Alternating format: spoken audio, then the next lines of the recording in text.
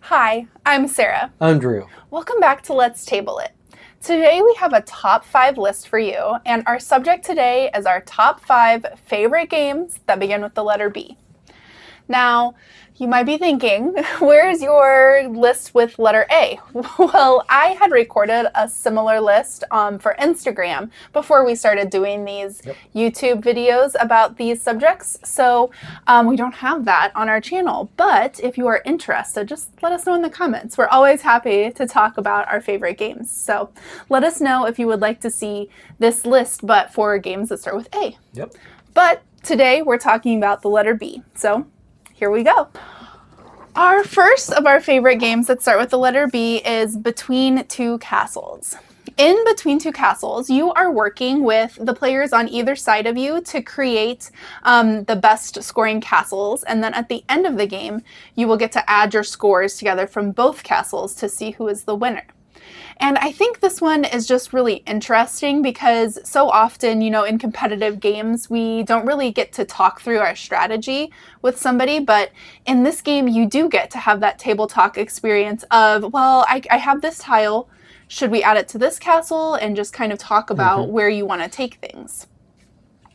Yeah, I like that even though it's a competitive game, there is that feeling of camaraderie with the person or people next to you. And it really just has that feel like you're not just going all in on your own thing. You really are working together.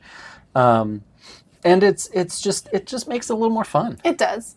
Another fun aspect of this game is by the end you can kind of see the different castles that were made and just the different rooms that show up, and that's kind of a fun little thing to be able to see. And this game plays up to 8 players, which is a pretty rare thing in gaming. Especially if you're talking about playing an actual strategy adjacent or strategy game that plays 8 players in an hour or just over.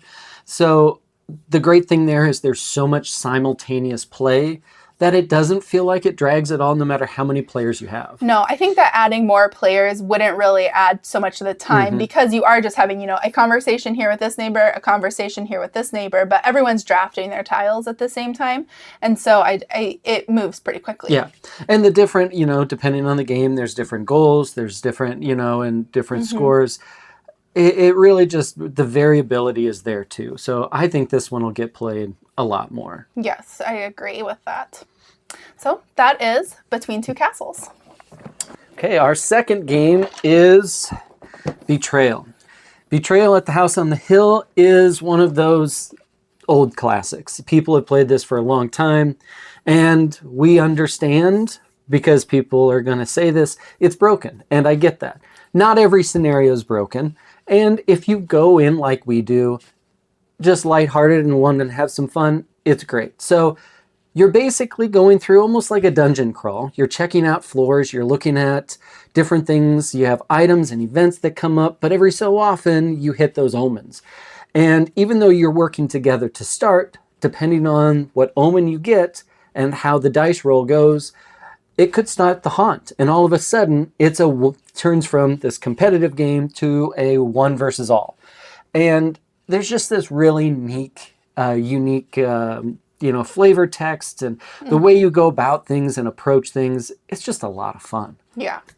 Definitely, like Drew said, it's a game that is famously broken. The scenarios don't all work out exactly the way that you would want in a very, very methodical game.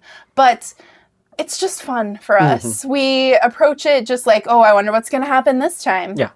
And there's so much replayability there between, when that haunt happens. It depends on what room and with what item that go together. That depends on who is going to be the traitor and what the scenario is going to be. And so even if the haunt happens in the same room 2 times in a row, it's very likely going to be a different scenario altogether. Exactly. Which I think is a really interesting system. And so this one just is a lot of fun. Now, I will say some of that flavor text, which is half of the fun, is just reading through what's happening as you're walking through this mansion.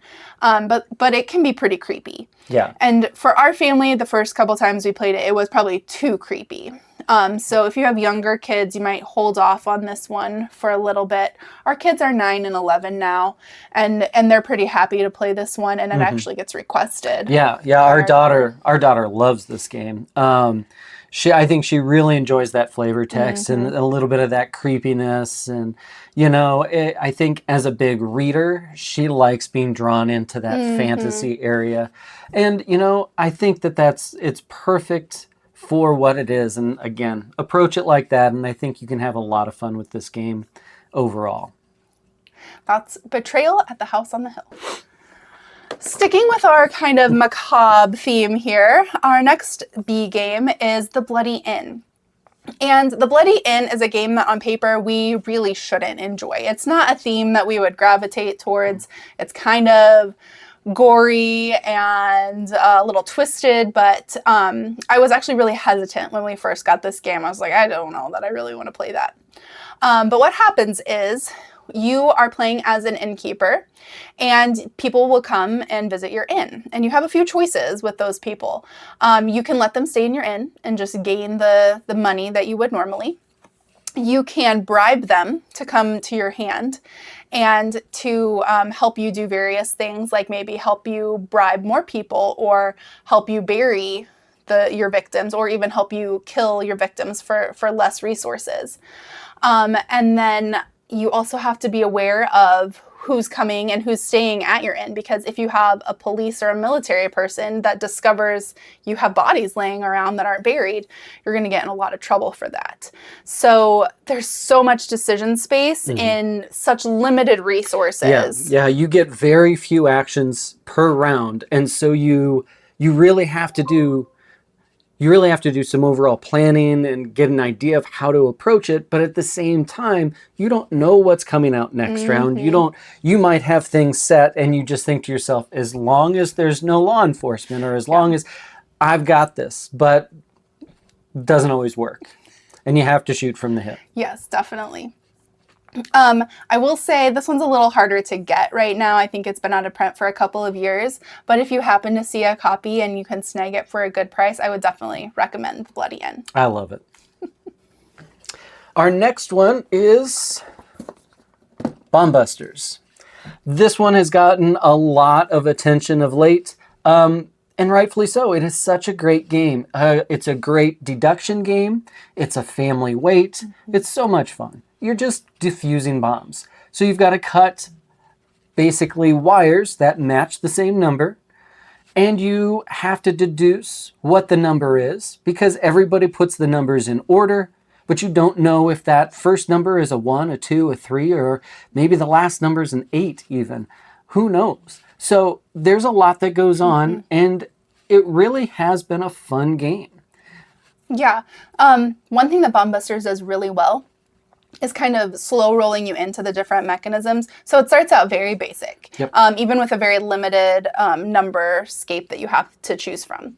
And then you add more things in. You add in yellow wires that can only be cut together. The yellow wires have to be cut together. And then you add in red wires that can't be cut at all. And so you just keep adding more and more things in. And we're only like maybe 8 scenarios in, and we still have so much to discover. I can't even imagine what they're going to throw at us in these later scenarios.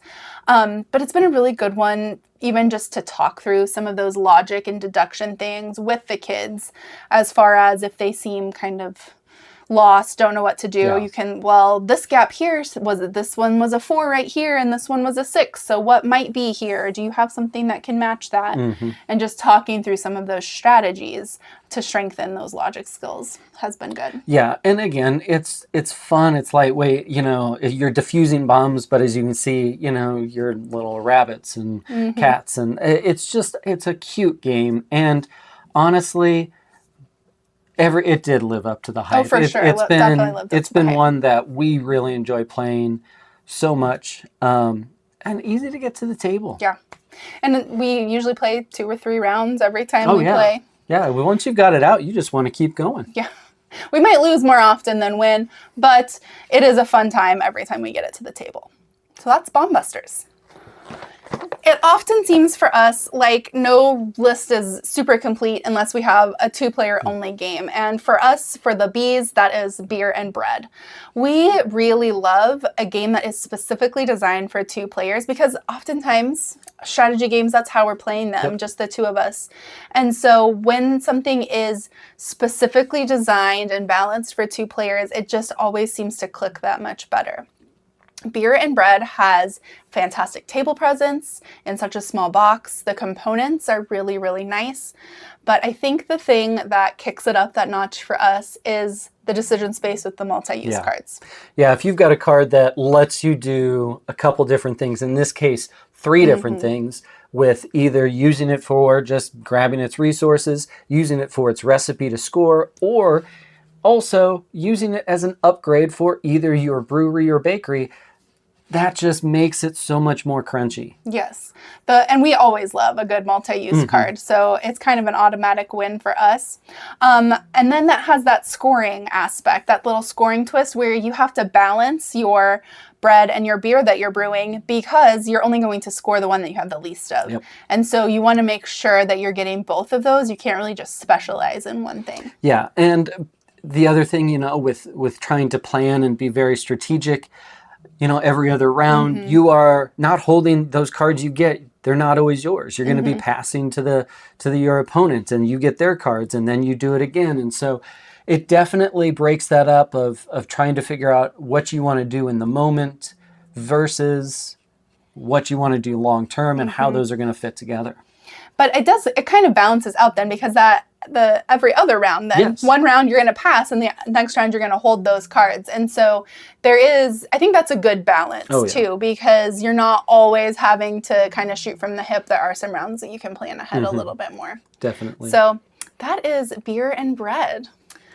Well, those are our top 5 games that begin with the letter B. Now we should say, these are the games we've played that start with the letter B.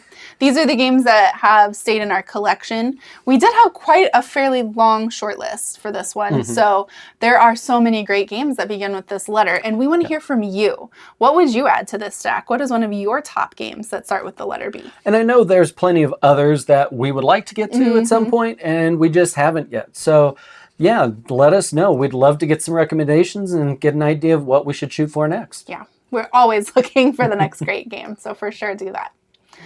If you like top 5 lists like this, or you want to hear more about the latest and greatest games that are coming out, gameplay overviews, reviews, even gameplay playthroughs, make sure you're subscribed to Let's Table It. We try to put out at least 1 video a week, so there's always something new to see. If you want to see our day-to-day family and couple gaming, you can find us on Instagram at Sarah Always Loses.